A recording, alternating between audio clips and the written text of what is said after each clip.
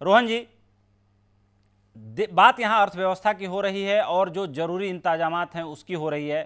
कांग्रेस शासित राज्यों में भी वही स्थिति है जो बाकी जगहों पर है, लेकिन फिर भी देश ही नहीं पूरी दुनिया में प्रधानमंत्री मोदी की बहुत तारीफ इस बात के लिए हुई है कि जो निर्णय उन्होंने समय रहते लिया और लॉकडाउन, संपूर्ण लॉकडाउन भारत जैसे देश में लागू करना, ये बहुत ही एक ऐसा निर्णय था जो अभी तक दुनिया देश के इतिहास में किसी प्रधानमंत्री ने ऐसा निर्णय नहीं लिया था।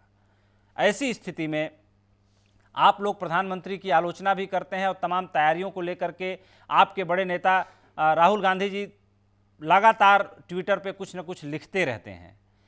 कांग्रेस पार्टी का मेन कंसर्न क्या है प्रधानमंत्री मोदी के खिलाफ आवाज उठाने का? क्योंकि दिए गए संसाधनों में, सीमित संसाधनों में जो काम किया जा सकता था वो काम भारत सरकार ने बहुत अच्छे तरीके से किया है। और अगर पीछे लौटा जाए तो कांग्रेस पार्टी पर ही ज़्यादा जिम्मेदारी आ पड़ती है, क्योंकि अगर देखा जाए तो आज चीन जैसा देश जो है 1.27 ट्रिलियन डॉलर का ट्रेजरी बॉन्ड खरीदे बैठा है।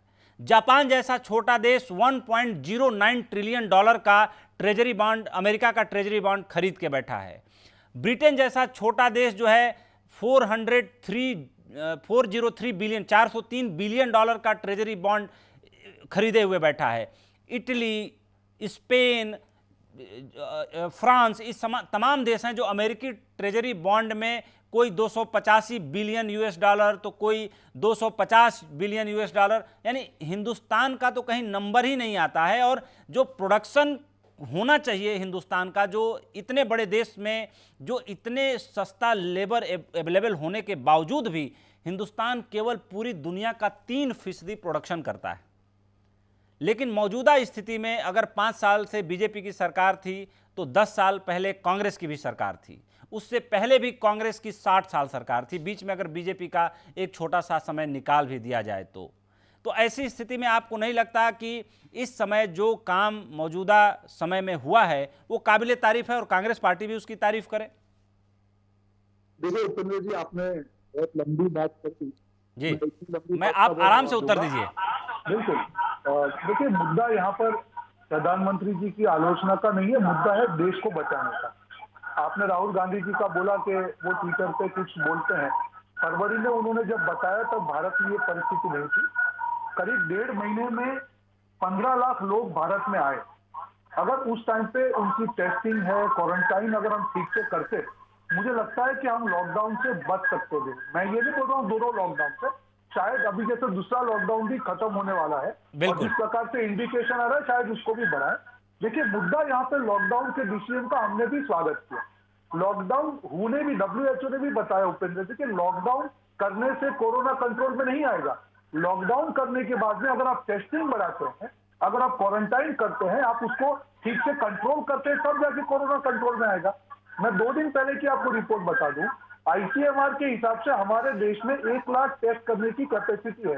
हमारे देश में आज भी 35 से 39 हजार टेस्ट हो रहे हैं। तो जिम्मेदारी सरकार की तो होगी। लॉकडाउन आपने इंपोज कर दिया। लेकिन रोहन जी, आपको नहीं लगता कि प्रधानमंत्री ने संपूर्ण लॉकडाउन करने के पीछे यही सोचा होगा, या उनके सलाहकारों ने उन्हें सलाह दी होगी, एक्सपर्ट डॉक्टरों के पैनल ने सलाह दी होगी कि इस समय पूरे देश को फुल्ली क्वारंटाइन में रखना है, इसी वजह से तो संपूर्ण लॉकडाउन लागू किया गया? यही बोल रहा हूं, हम उसके खिलाफ नहीं, वो अच्छा काम किया, पर उसके बाद जो करना चाहिए था। देखिए, हमारा देश एक विविध प्रकृति का देश है। हमारे वहां पे जो दिहाड़ी मजदूर की क्वांटिटी है पूरे वर्ल्ड में कहीं पे भी नहीं है। अगर आप लॉकडाउन करते हो तो 3 चीज का आपको ध्यान रखना चाहिए था। नंबर 1, आप लॉकडाउन में टेस्टिंग कैसे बढ़ाते। नंबर 2, जो दिहाड़ी मजदूर है उनका पेट कैसे भरते, उनकी जाने की या घर पे लाने की व्यवस्था क्या होगी। और नंबर 3, लॉन्ग टर्म में जो अर्थतंत्र पे इसका इंपैक्ट है उसको कैसे मिनिमाइज करें। डैमेज तो होना ही था, सब जानते हैं। मुझे लगता है उपेंद्र जी, ये तीनों पैरामीटर पे कहीं ना कहीं सरकार को जिस हिसाब से चलना चाहिए था उस स्पीड से नहीं चली। आप एग्जाम्पल आपने शुरुआत में किया कि 8 लाख केस हो सकते थे। मैं आपको पूछना चाहूंगा, ऐसे कई देश हैं, जैसे साउथ कोरिया जैसे देश हैं, उन्होंने इसको बहुत इफेक्टिवली कंट्रोल किया। तो अगर हम एग्जाम्पल लेते हैं अच्छे का, तो हमको सबसे बेस्ट देश का एग्जाम्पल लेना चाहिए कि अगर वो देश कर सकता तो भारत क्यों नहीं। हमारे पास एक नेचुरल बेनिफिट ये था उपेंद्र जी कि ये इंपोर्टेड डिसीज है, हमारे पास समय था।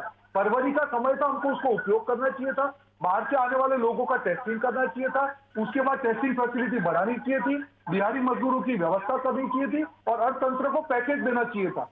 आज बिल्कुल। भी अप्रैल महीने का लास्ट वीक चल रहा है, हर आदमी परेशान है, उसको मालूम नहीं है उसकी सैलरी आएगी कि नहीं आएगी। जिस प्रकार से पैकेज अर्थतंत्र का होना चाहिए, सरकार उसमें भी बहुत लेट हो चुकी है। तो मेरा आपको सिर्फ इतना ही कहना है कि हम पूरी तरह से सरकार के साथ में, पर जहां पे कोर्स करेक्शन बोलते हैं, जहां पे लगते हैं कि हम बेहतर कर सकते हैं, हर एक रोहन जी, बच्चे की जान बचा सकते हैं, तो सरकार को यह काम करना चाहिए था।